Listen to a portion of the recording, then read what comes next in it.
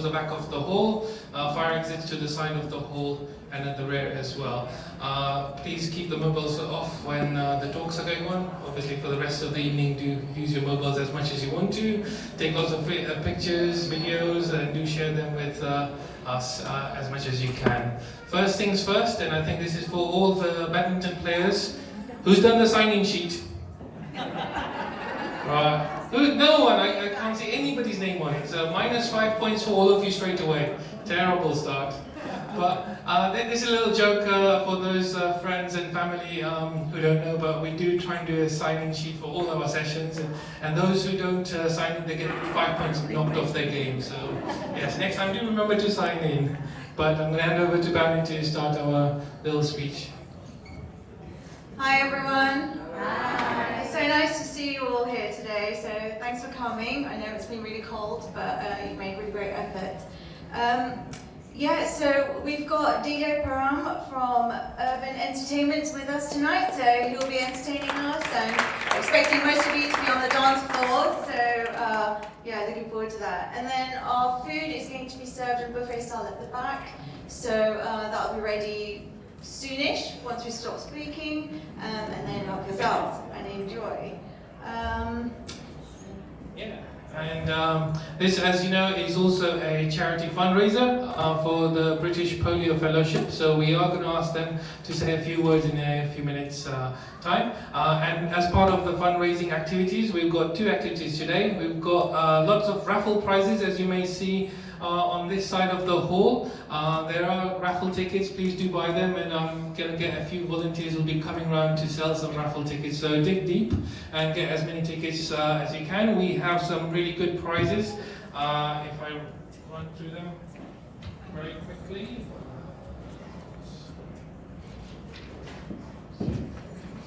So we've got the most important prize of the evening, I think. It's the 2023 diary. Keep the sessions booked in your diary and turn up to them, please. So that's the most important prize of the day. We also have some shuttles, bath soaps, foot spa with fitness, online fitness videos, which is sponsored by Lavina Mehta here as well. So Lavina, if you want to give a quick wave to everyone. So thank you for sponsoring that. We've got 3 mystery prizes as well. So yeah, mystery, you don't know what you're going to get, but it'll be interesting. We've got a racket set, Christmas hamper, and 10 sessions free at our club as well. So lots of prizes on the raffle side.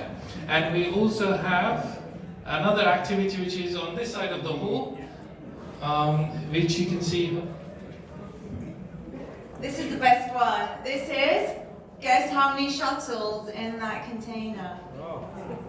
And you all have a sheet on your table for you to guess. So do keep thinking.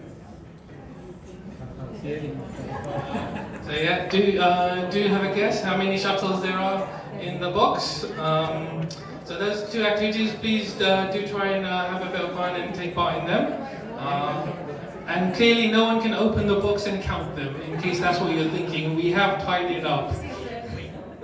Right, okay. Sorry? Want the weighing skin? All these strategies are coming in play, very interesting. But we won't take up too much time. We're going to do a very quick run through of the club's activities for the year. Firstly, I want to welcome all the wider family members who have also come today and supported. So thank you so much to all our uncles, aunties and cousins. And also for our friends and all our club members as well. So thank you so much for coming. For the benefit of everybody, we'll run through very quickly our review of the club. So at the beginning, we introduced women's only sessions. So this was in relation to our support with This Girl Can campaign, which is a nationwide campaign run by Sports UK. And this is just to encourage lots of women and girls to get into sport. Through this, we've increased the number of women coming to play badminton with us, so that's really great news. And we're going to continue this into the new year. Definitely. Also, over the year, we've have a huge increase in the membership. So we've expanded the number of sessions to 6 sessions per week across 4 different venues, and we cater for something well over 200 players per week during any given time.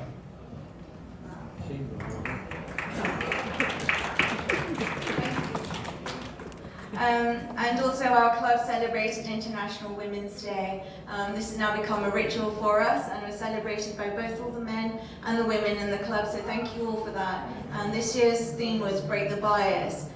This is just to help us all remove prejudices, and you know, we play badminton in a very safe, warm and friendly environment. And on that theme, we were, I think in March, we had a whole bunch of volunteers from the club volunteer to train up with Red Cross training to become first aiders. So we ended up having quite a few first aiders, and almost all our sessions will have at least one first aider attending at them. And I think we've got a couple of those volunteers here today. So where's Trisha and Chris, and these Praful as well. So if you were at that training, please raise your hand so everybody else can see. And I think we've got a few other volunteers who are first aid trained as well. So I think so this has been really helpful for the club, because obviously it is an active sport. Anything can happen, and it's really good to have our first aiders on hand all the time for our sessions. So thank you for volunteering, and also for all your work you're doing as first aiders.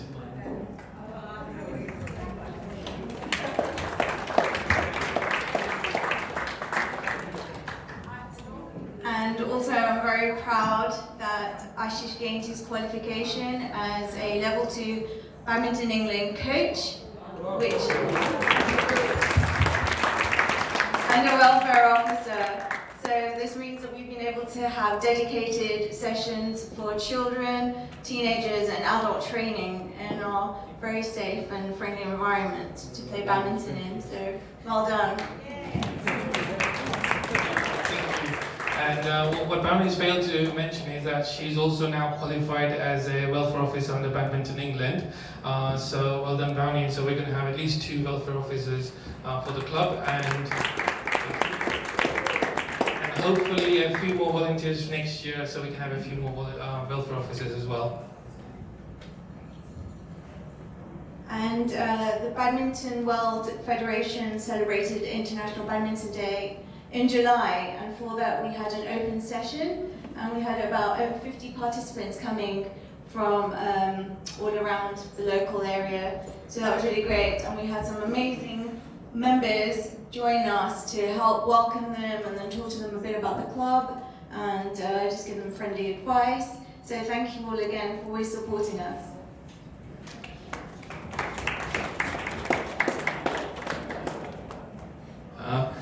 And then over the summer, we actually had our first summer social, which was a Hawaiian-themed party. So again, we had lots of volunteers and lots of club members taking part in the Hawaiian party. We had some fun activities. We had, I think, 3-legged races, and we had parent and child races, tug of wars as well, and it was really well received. It was the first time we actually did it as a club in our 8-year history, and judging from that feedback, I think we might be doing another summer party as well next year, so watch out for that. And also we've started induction sessions for potential new members. This is a great way for us to meet them and for them to get to know a bit more about the club. So yeah, I think we've got a few newer members here today who've been through the induction. And so there's also, hi. So these are really, really well received because everyone can see and meet everybody else that's turned up, and then get to place you in the sessions that are really suitable for you and the timing at work. And then towards the end of the year, we also introduced a fitness session where we have a personal fitness instructor coming and leading and showing us different fitness exercises related to badminton to help improve our game. So that's something new that we started towards the latter half of the year, and we're again hoping, based on demand, to do a few more fitness sessions come next year as well. And then finally, we wrapped up the year with our biggest and best, I would say, club competition. So we had well over 50 participants across the men's singles, the women's singles, and the doubles competition. And I'm so happy to say that our men's singles champion is here. So Anish, please.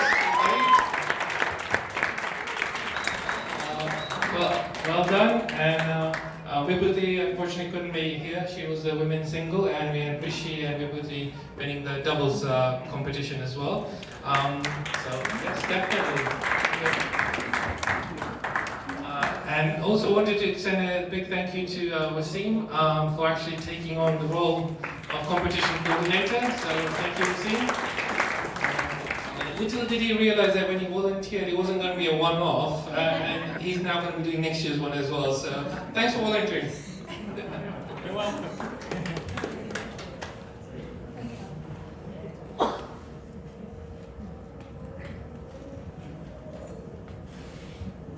And then finally, towards the end of the year, we've also done a partnership with British Polio Fellowship, as I think most of you know.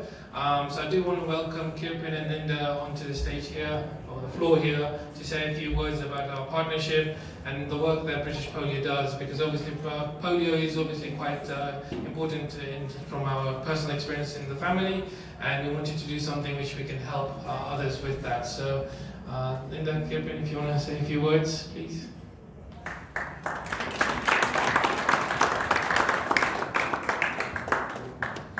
Good evening. My name is Linda, and I had polio when I was 3. I'm obviously one of the lucky ones. I have had several operations on my hips so that I can now walk properly. I had a successful career in banking and retired early and hated it. So the Polio Fellowship was actually quite local to me then, so I worked with them for 10 years and retired. And then I'm back as a trustee because I miss it so much. And it's a wonderful, wonderful organisation. Thank you for joining us. Good evening, everybody. My name is Kripen and I'm the Chief Executive of British Polio Fellowship. This sort of, I don't know if everybody can see that, but this gives you a visual representation of polio was like in the 1950s in the UK. And it was one of those charities at the forefront for fighting for disability rights in the UK and making people's lives better. I thought I'd talk about our logo for a bit. It's not on the slide, unfortunately, but it's got 3 rings. And the rings suggest hope, support, and life. And I think that really encapsulates what we do as an organisation. We give hope to people, we support them through their life journey, through their polio, which changes from when they were children to when we become adults. And we're always there. But the rings also suggest 2 other things. It's about a continual cycle of support that we give. It's not, we're not here to give you people help for one day, we're there to help them for the rest of their lives. And finally, the rings showing almost like the movement of a wheelchair. So we're going to be 84 in January. So we've been around for a few years, pre the NHS, and our main purpose in life is to empower and support people living with polio in the UK to live full, integrated and active lives. And that's really, really important to us. We've had some challenging years recently, as Linda will tell you if you want to have a private chat later, and we nearly closed. But we're in a more comfortable place now, and we got to a place where we're looking at our future. And the 5 areas we've really identified in our strategy where we need to do better is to get better at communicating with people, getting in front of the polio community, telling them how we can help them. We need to look at our people. We need to make sure that we have volunteers, the staff, the team available to do what we need to do, but we're also engaging with the right people and the right communities. We need the money to pay for it all. And the final two areas is we need to get out there in the community. We need to reach more people with polio. We know there's people out there who are not engaging with us, and we want to find out why. And obviously we want to look after people's health and well-being. So some of our work has already started in strategy. We've made new arrangements around Bulletin, which is a magazine we produce 4 times a year. We've got a new communication and information officer. I was appointed as chief exec last year, and there's a few other things which we're working on, mainly the care pathway. So what do we do today to help people?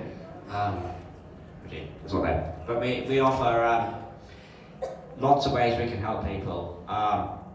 We have a support line, telephone line, and any polio survivor or their family or friends can phone and ask for help, be it with getting a diagnosis, help with their medical conditions, help with benefits, blue badges, or whatever problem people are having. We're there to help you. We offer different grants. We do national events. We bring people together across the UK through our branch and regional network.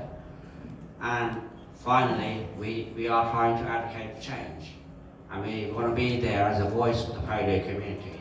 Not just our members, but the polio community as a whole.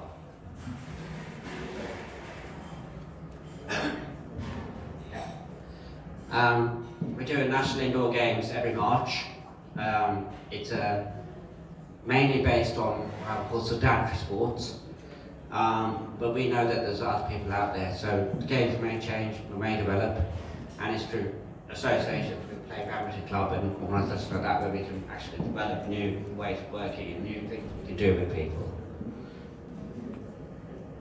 Okay, there's a bit more of a visual representation of polio through the years, and this picture in particular was our Christmas party in, I think, 1961, and you can see how many people were there. So it was a really big problem in the UK before, but not such a big problem now, but it doesn't mean there's not an important problem. And finally, it's a big thank you really. This sort of partnership work and the support we get from people like Play Badminton Club and others enables us to carry on doing what we do. And without that support, we'll be lost. So a massive, massive thank you.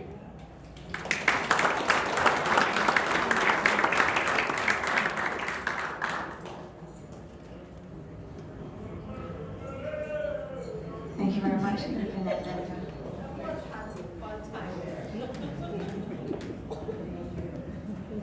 All right. Thank you so much, Kripen and Linda from British Polio. I think that's all we have at the moment, so I don't want to keep anybody waiting, so I think dinner is going to be served at the back, so please do help yourself, and then we'll catch up a little bit later in the evening and get some music and dancing going. So thank you everyone, enjoy your dinner.